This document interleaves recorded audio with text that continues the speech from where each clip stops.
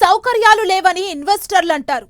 అయితే మీకు మా స్టేట్ దగ్గరే, పక్కనే అనువైన స్థలం ఉంది, రండి వచ్చేయండి, పెట్టుబడులు పెట్టండి అని లోకేష్ వెల్కమ్ చెప్తున్నారు. కట్ చేస్తే లోకేష్ చేసిన ట్వీట్స్ కి కర్ణాటక మంత్రులు హట్ అయిపోతున్నారు.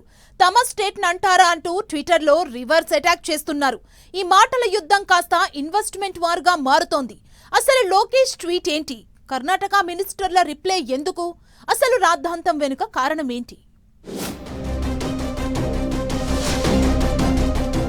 States and tweets. AP Karnataka ministers war. పరిశ్రమలు, పెట్టుబడులు, అభివృద్ధిపై మాటల యుద్ధం. బెంగళూరులో వసతులు లేవంటున్న ఇండస్ట్రియలిస్టులు. ఏపీకి వచ్చేయండి అంటూ ట్విట్టర్లో లోకేష్ వెల్కమ్. లోకేష్ ట్వీట్స్ పై డీకే శివకుమార్, ప్రియాంక ఖర్గే గుస్సా. కర్ణాటక, ఏపీ ప్రభుత్వాల మధ్య ఆసక్తికర డైలాగ్ వార్ నడుస్తోంది.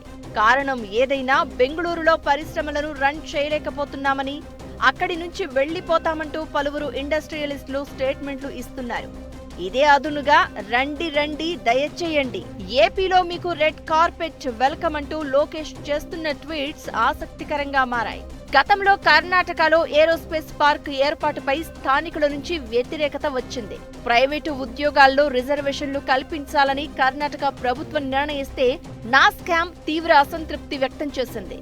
ఈ రెండు సందర్భాల్లోనూ ఆయా పరిశ్రమలకు ఏపీలో తగిన మౌలిక వసతులు కల్పిస్తామని, ఏపీకి రావాలంటూ మంత్రి నారా లోకేష్ సాదరంగా ఆహ్వానించారు. ఇక బ్లాక్ బక్ అనే పరిశ్రమ సీఈఓ బెంగళూరు రోడ్ల నిర్వహణపై అసంతృప్తి వ్యక్తం చేస్తూ ఓ ట్వీట్ చేశారు. తమ పరిశ్రమను బెంగళూరు నుంచి తరలిస్తామని ప్రకటించారు. BlackBuck CEO Rajesh Yabaji చేసిన ట్వీట్ పై ఏపీ మంత్రి నారా లోకేష్ రియాక్ట్ అయ్యారు. బ్లాక్ బక్ పరిశ్రమను విశాఖపట్నానికి తరలించాలని కోరారు. దీంతో కర్ణాటక రాజకీయాల్లో కాకరేగింది. కర్ణాటక కాంగ్రెస్ ప్రభుత్వం చేతగాని తనం వల్లే అక్కడి పరిశ్రమలు ఏపీకి తరలించాలని చూస్తున్నాయని అక్కడి విపక్షాలు సిద్ధరామయ్య సర్కారుపై అటాక్ స్టార్ట్ చేశాయి. అప్పుడు కర్ణాటక డిప్యూటీ సీఎం డీకే శివకుమార్ స్పందిస్తూ BlackBuck CEO Rajesh Yabaji tweet ను బ్లాక్ మెయిలింగ్ గా అభివర్ణించారు. డీకే శివకుమార్ కామెంట్స్ పై మంత్రి లోకేష్ మరోసారి రియాక్ట్ అయ్యారు. ఇతర రాష్ట్రాలకు ఏపీకి ఉన్న తేడా ఇదే. మా ప్రజల ఫిర్యాదులను మేం బ్లాక్ మెయిల్ అంటూ తోసిపుచ్చబోం. మేం వాటిని మర్యాదపూర్వకంగా స్వీకరించి పరిష్కరించేందుకు ప్రయత్నిస్తామంటూ ఎక్స్ లో లోకేష్ పోస్ట్ చేశారు.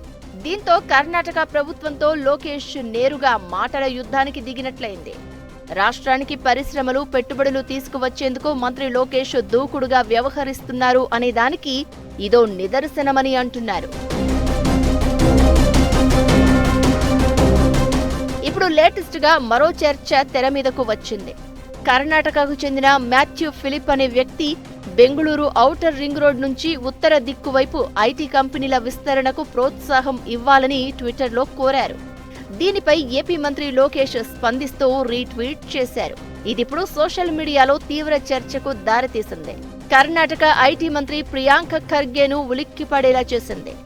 బెంగళూరు నగరానికి ఉత్తరం వైపు అనంతపురం నగరం ఉందని, అక్కడ ఐటీ, ఏరోస్పేస్ పరిశ్రమలు పెట్టేందుకు అనుకూల వాతావరణం, కావాల్సినంత భూమి ఉందని లోకేష్ ట్వీట్ చేశారు. ఇది కర్ణాటక ఐటీ మంత్రి ప్రియాంక ఖర్గేకు కోపం తెప్పించింది. మంత్రి లోకేష్ ట్వీట్ పై కర్ణాటక ఐటీ మంత్రి స్పందిస్తూ చేసిన వ్యాఖ్యలే దుమారం లేపుతున్నాయి. ఈ పరిస్థితుల్లో రెండు రాష్ట్రాల మధ్య పెట్టుబడులు, పరిశ్రమల ఆకర్షణలో పోటీ తీవ్ర రూపం దాల్చుతున్నట్లు చెప్తున్నారు. మంత్రి లోకేష్ చొరవ, ఏపీ ప్రభుత్వం అందిస్తున్న ప్రోత్సాహకాలతో కర్ణాటకలో ఏర్పాటు చేయాల్సిన మిట్టల్ స్టీల్ విశాఖపట్నం తరలి రావాలని డిసైడ్ అయిందట. బెంగళూరులో ఏరోస్పేస్ పరిశ్రమలకు తగిన స్థలం లేకపోవడంతో ఏపీలో పెట్టుబడులు పెట్టేందుకు ఆ రంగానికి చెందిన పారిశ్రామికవేత్తలు చర్చలు జరుపుతున్నట్లు టాక్. రాయలసీమలోని 4 జిల్లాలు బెంగళూరు, చెన్నై మెట్రో సిటీలకు అతి దగ్గరలో ఉండడంతో రాష్ట్ర సరిహద్దుల్లో పారిశ్రామిక పార్కులు ఏర్పాటు చేసి రాష్ట్ర ఆదాయాన్ని పెంచుకోవాలని ఏపీ సర్కార్ భావిస్తోంది.